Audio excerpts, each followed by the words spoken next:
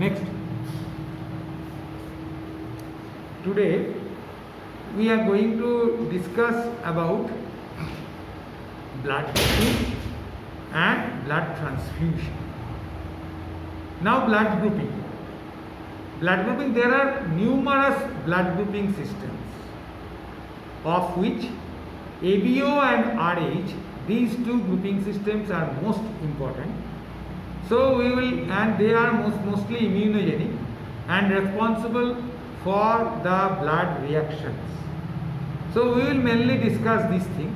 You theoretically know the name of other systems like Lutheran, like MNO. These are the other systems which can come and which can be sometimes important. Now, first ABO system. In ABO system, there is a basic substance which is present over each RBC. This proteinacea, this glycolipid substance, if there will be presence of H antigen, if there will be presence of H gene within the RBC, then there will be production of an enzyme which will convert that basic structure into a H substance. So H substances are present in more than 99.5% or more than 99.5% of the population. So in general, almost all of us have H protein over their RBC surface. Now, if the patient is carrying A gene, there will be production of an enzyme which will convert the H substance into A substance. If the person carries a B gene, then that will also produce another enzyme that will convert the H substance into a B. And if a patient carry both A gene as well as B gene, then there will be presence of both enzymes which will convert some of the H into A and some of the H into B. And if a person do not carry any A or B gene, then there will be no conversion of H substance into A or B. Their RBC will contain only H gene. Now, from this discussion, we can say that according to the ABO blood group, there are 4 types of persons. Either the person have A blood group, where the antigens that will be present over RBC will be A and H, isn't it? A and H.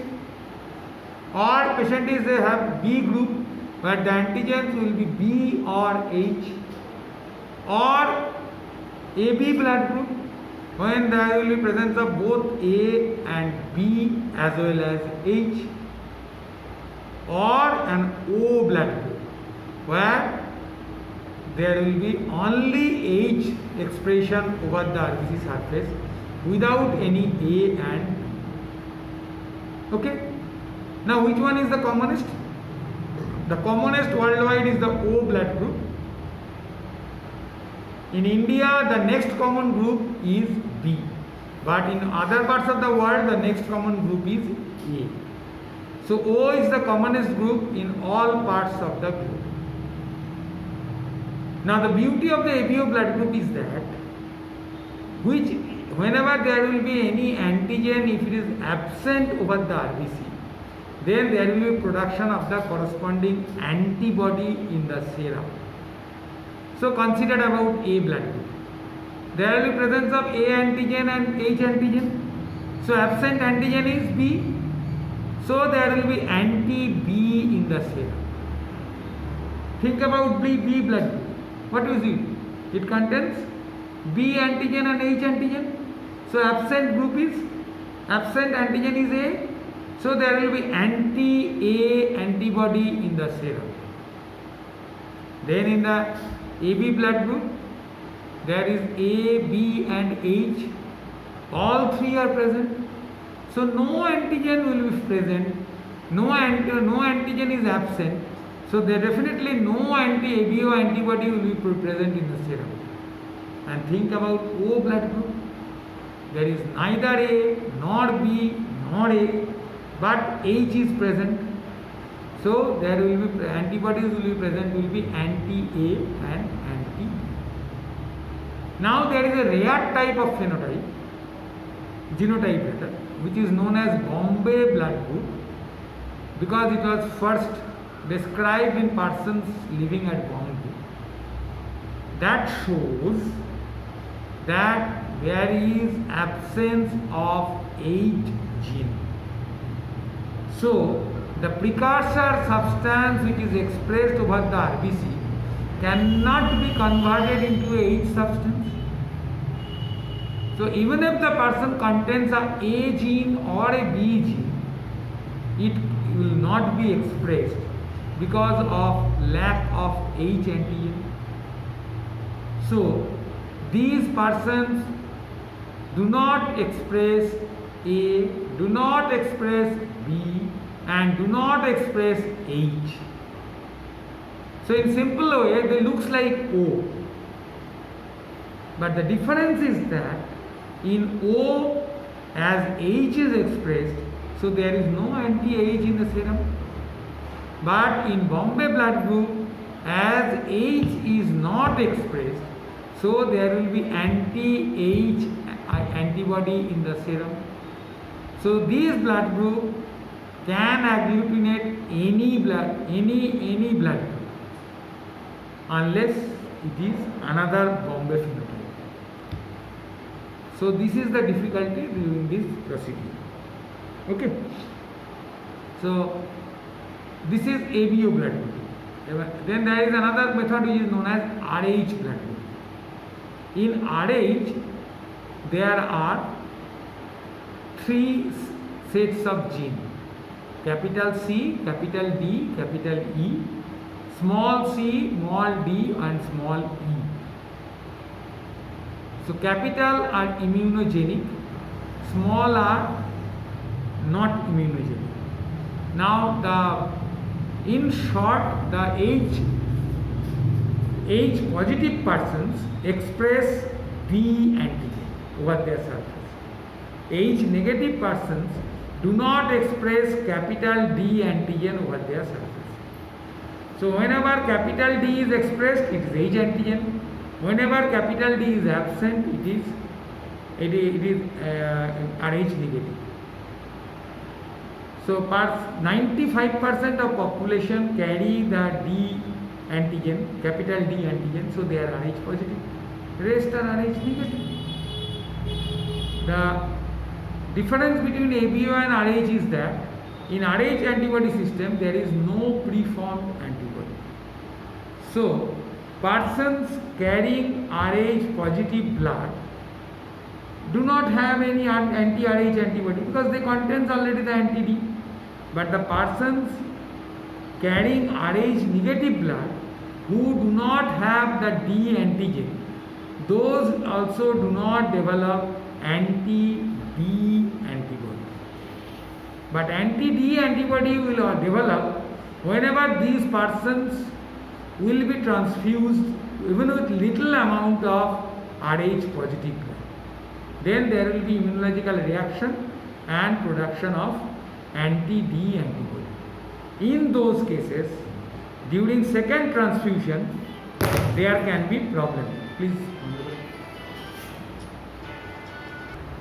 Sorry. So this is the, in short, the ABO and Rh system.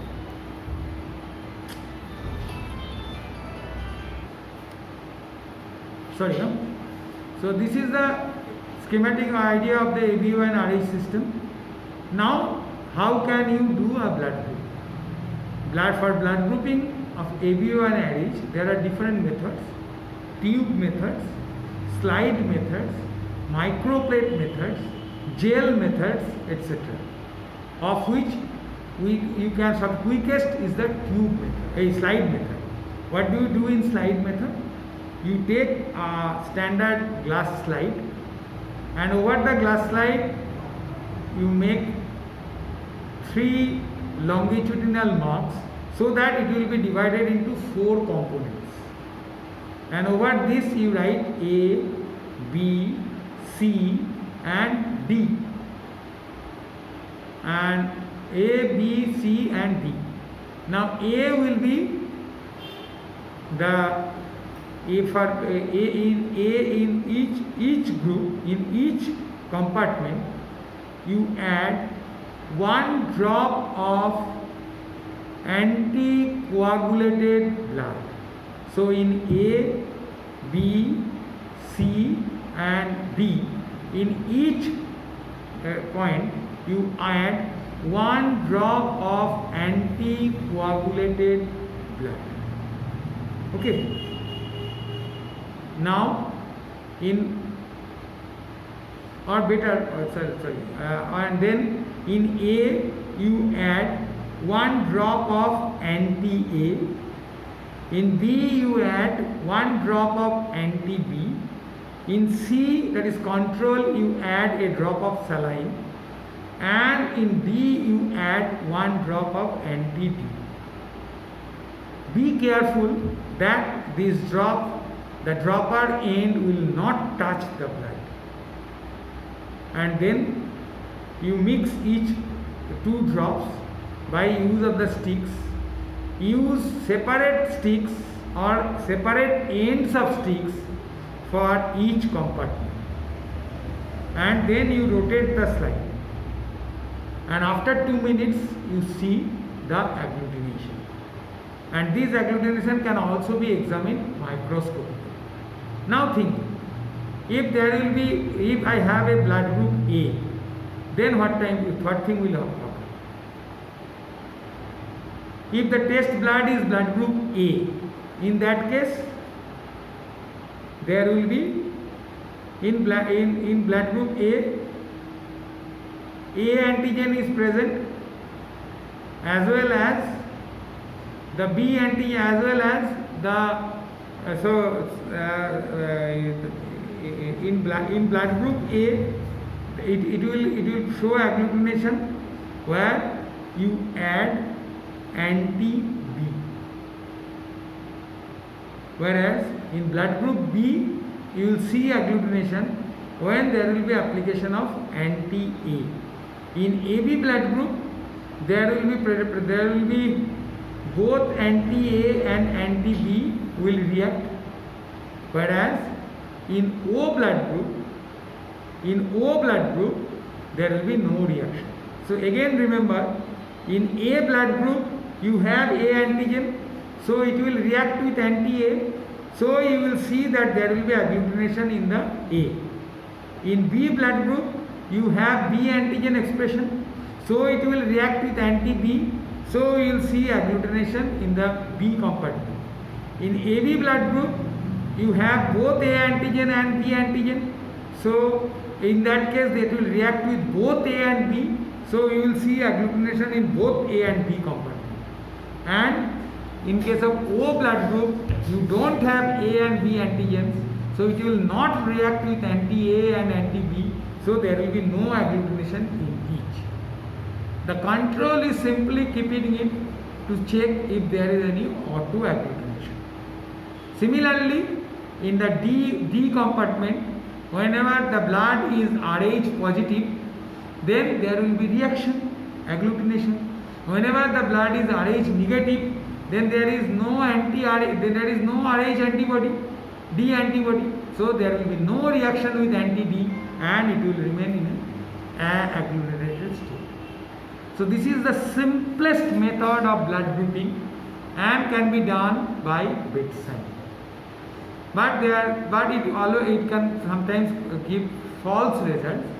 So slide method can be replaced by tube methods, and also other methods can be used.